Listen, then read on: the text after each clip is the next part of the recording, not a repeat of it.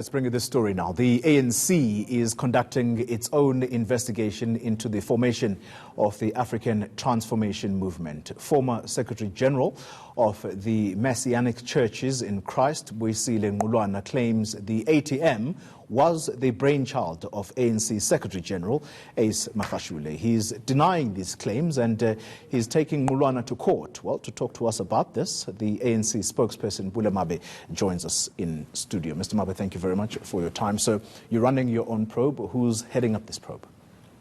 Well, morning, Koli, and morning to your viewers.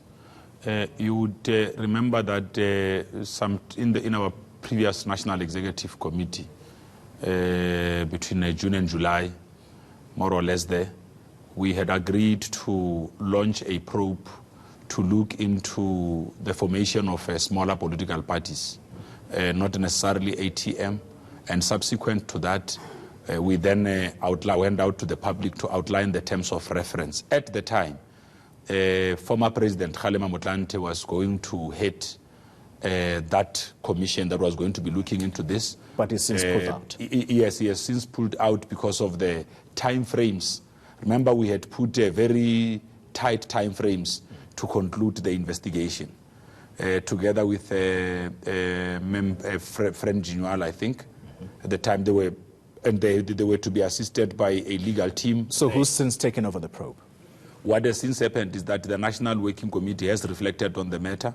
It is putting forward recommendations of names to the National Executive Committee that is sitting this coming weekend. So who did the Secretary-General testify before then? Has he testified at all?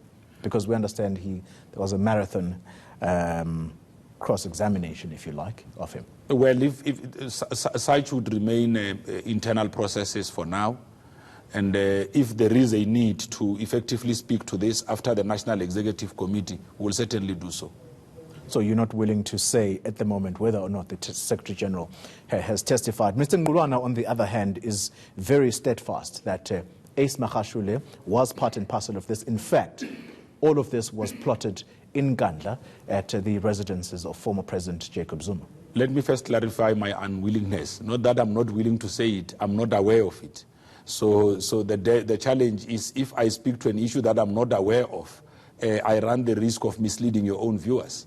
So it's only safe that once I'm aware of the issue, I could come back, and because so this investigation would allow us, Koli, to be able to unravel the details, understand all of this, whether it's with ATM or any other smaller political party, because the terms of reference are quite clear. Individual comrades would be invited to go and make representations before that. Let me hurry us along, Mr. Mabe. The ultimate sanction that will come out of this exercise by the governing party, what is it that people could possibly face if found guilty? And will the former president be called to appear before it, because those are the allegations that he was part and parcel of this? Well, I wouldn't want to speak ahead of myself. There is a task team. There's going to be a task team that will be looking into all of these matters. They will, out of their own accord, determine who they seek to invite. You'd know that, I mean, it's a serious matter. If you are found to have brought the party into disrepute through your own actions, that becomes a serious matter that could also justify expulsion. Mr. Mabe, there is the other matter of your two members of parliament, namely the former Northwest Premier, Supramao Mapilo, and the former Rustenburg Mayor, Matthew Vormerans, who are alleged to be behind the plot for the murders of 3 people in the Northwest. Key among those people was a former businessman who's now, of course, late, Wandile Bozwana. The ANC, are you comfortable with keeping public representatives at national parliament, people who are supposed to represent me and you, citizens of this country, in that national parliament, whilst they have these serious allegations against them? Well, it would be difficult to want to determine the fate of comrades based on allegations. If there are allegations ought to be tested through the normal courts or processes.